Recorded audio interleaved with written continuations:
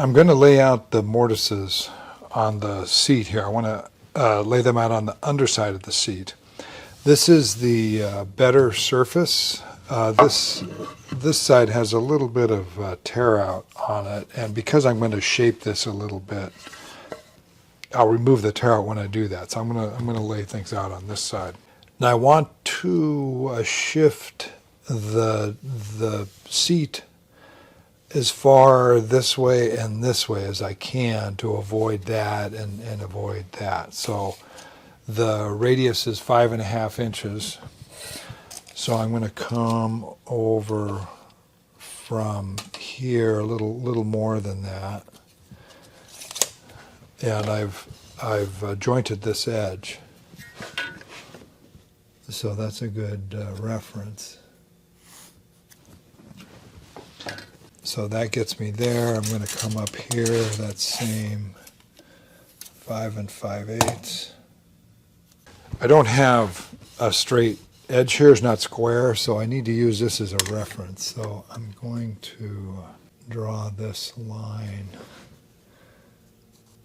like that and then come this way, because I do need a line parallel to the grain. Okay, so my middle's there. I'll take an awl and put a little dimple there for the compass and come out here 5.5 inches. So that will allow me to set my compass. Okay, now I also need this radius, this 2 3/4. That's to the inside of the mortise there. So I'll lay that out also. Now, before I change the compass setting, I almost forgot. I want to get my 60 degree angles, and I can do that since this is the radius. If I now put that there and step this off,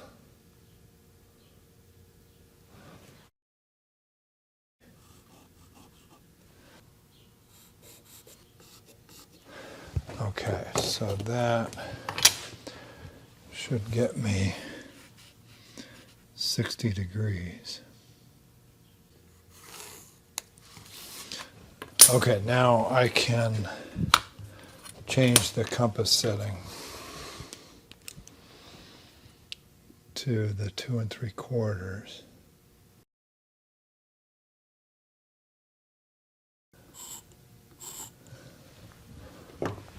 I found a what I'd be using is a glue stick here. This I had to find one that was about 1/4 inch wide. So this is really close to 1/4. The width of this mortise is 1/2 inch, so I want to come out 1/4 inch on either side of the line. So what I'm going to do, I'm going to take this, I'm going to line it up on that line I just drew, and I'm going to use my marking knife to scribe a line there. And I'll continue to do that. I want to come out 1 inch from there. That's the width, or never know, is that width or length? I guess that's the length I'm going, maybe with the grain there.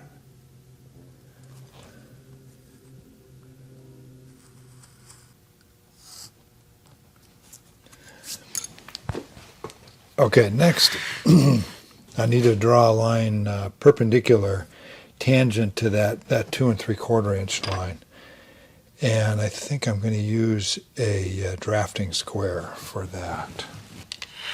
So I have a drafting square that I use in my veneering class. It's a 45-45-90 square, and I have a line scribed on here. I just used a square like that and scribed a line there. It's a little hard to see. But what that allows me to do now is line up that scribed line with that line and then know that something up there is at 90 degrees to that. So I think I'm going to extend these lines because that'll help me. So now I can line up here and there and get very, there we go, very close. So I'll do the same thing.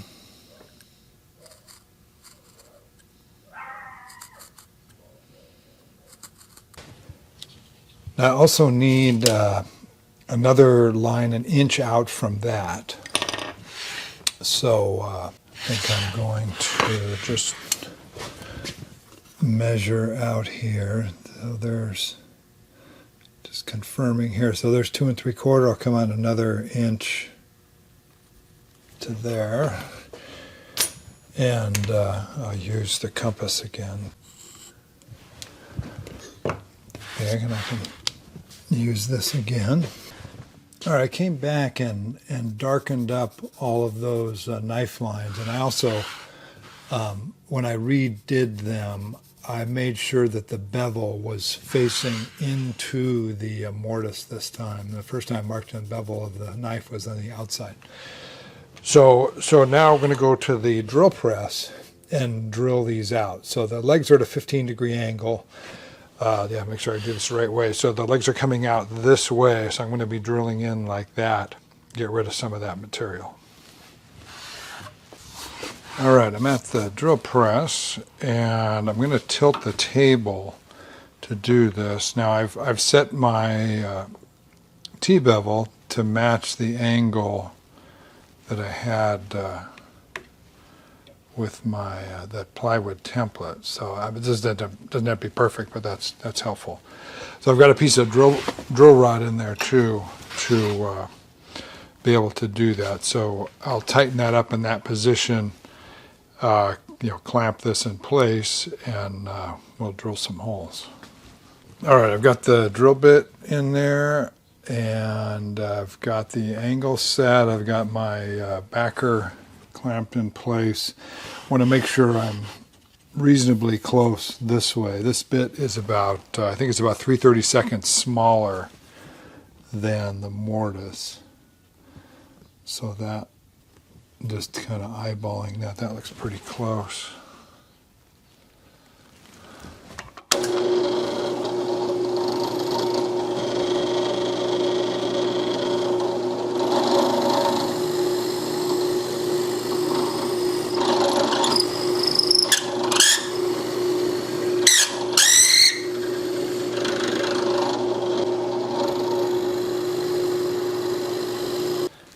So I've got the holes drilled in the seat. Once again, this is the bottom. So what I'm going to do now is chop out the mortises. I've cut a block here at the 15-degree angle, and I will use that, either like that or like that to help me guide the chisel. Now, one thing that's a little tricky on this, I'm cutting from the bottom of the seat, and of course it's the top, the other side of this, that's going to show. So I really need to be careful that I'm staying, perpendicular this way, and this, of course, will get my angle. I'm not sure how square that is, but I'll check that for square, and I may end up using it like that to make sure I'm staying square. I've got one mortise cut so far, so that's the easiest one because that goes parallel to the grain, so you chop it normally. These other two are going to be a little trickier because I can't just chop and lever the material out because this is essentially a cross-grain mortise. So I've got to go back and forth between this cut and then the cut on the sides here. So I'm just continuing to kind of chip away. I've got the 15-degree angle reference here. And what I'm doing to make sure I'm square is I'm just sighting along the side of this and making sure I'm not at an angle. Also, when I'm doing the sides of the mortise, I've got my square over here, and I'm making sure I'm square to the square, or parallel to the square. So just a little bit at a time, chipping away, and I'll continue chopping here. All right, 2 down, 1 to go. One thing I wanted to point out was, it's really important that this guide is in the right spot. And so what I'm doing is getting the clamp pretty tight, and then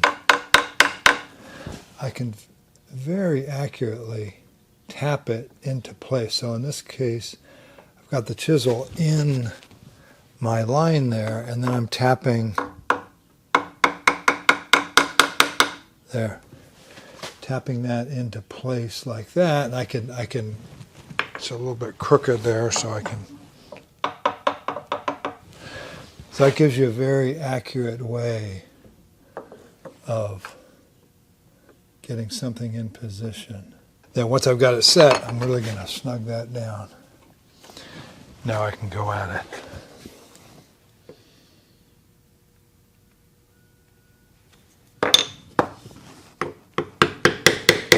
All right, I've got all 3 mortises cut. So I ended up using a chisel that was just about as wide as the mortise. I used a wider chisel to do the sides, at least on this one. That it didn't work as well on these cross-grain ones, so I used the same chisel this way as this way. And then one other thing that I found was really helpful was my skew chisels. In order to get down at the very end, I'm going into an acute corner like that, so to be able to come from either side with the skew chisels was really helpful. So that's the underside, and there's the top, and they turned out, they look pretty good. They're pretty square. They're definitely clean. It helped to have this clamp down to a good surface here. So next up, I'm going to lay out and cut the tenons and the legs. I've got my legs here, and I have determined the orientation. So this face on all these is the inside face, and I hand plane that surface. So that's going to be the final surface. These other 3 surfaces are going to get tapered.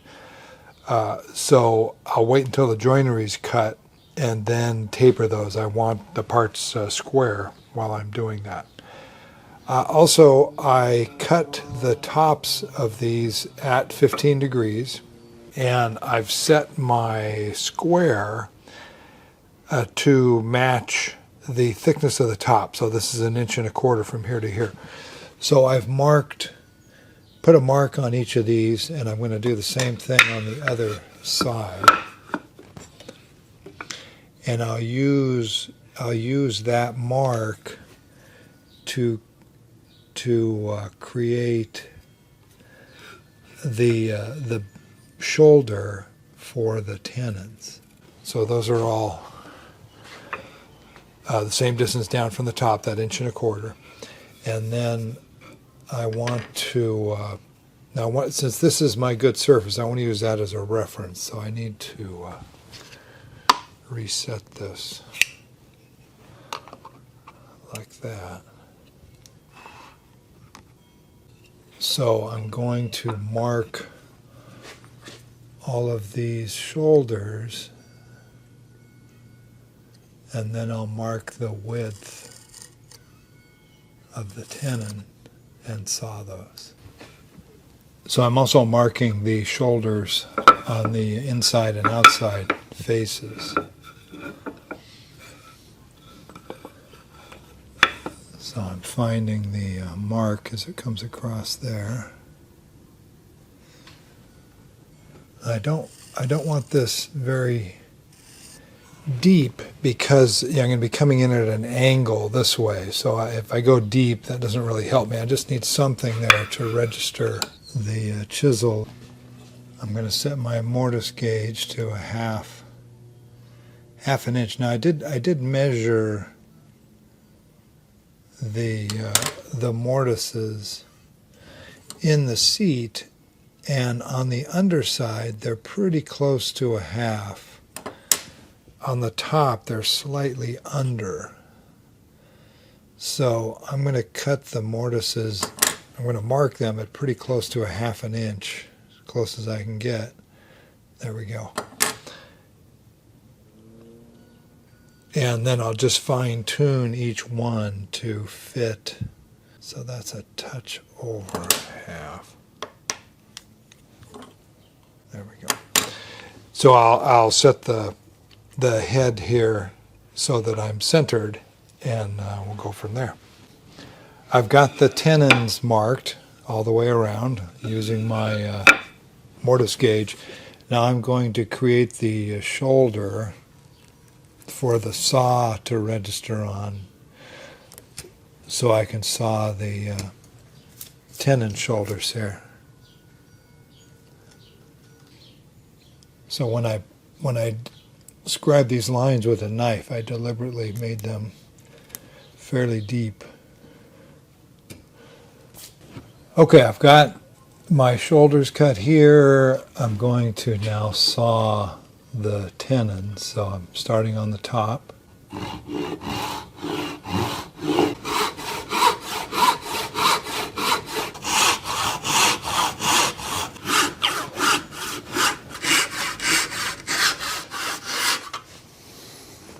So I've got the tenon sawn, and I am using a float now to pare these down instead of a shoulder plane. I've had this a while, but I've never used it, but it's really nice.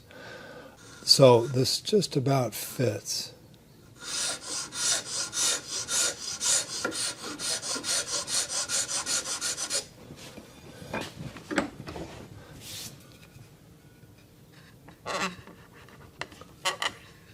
Okay, I like that.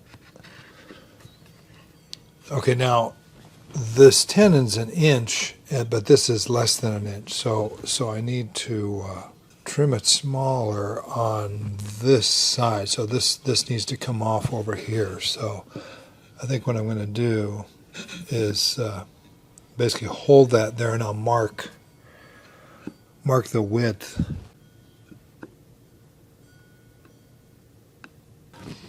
Okay, I cut the tenon to width.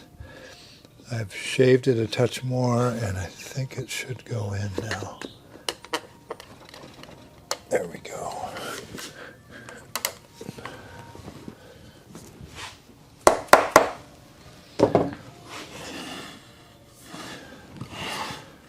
So that looks good. Happy with that little gap there, but I'm going to wedge that, so I think I should be fine. Okay, one down, two to go. Okay, I've got all the legs installed now, and I need to trim them to length. So the distance from here to the floor is 19 1/4. So I'm just going to mark one of these, and then I'll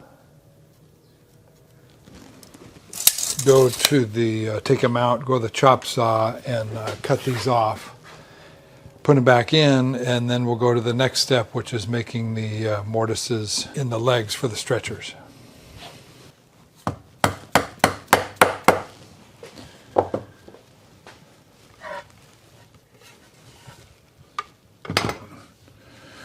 Okay, starting to look like a stool.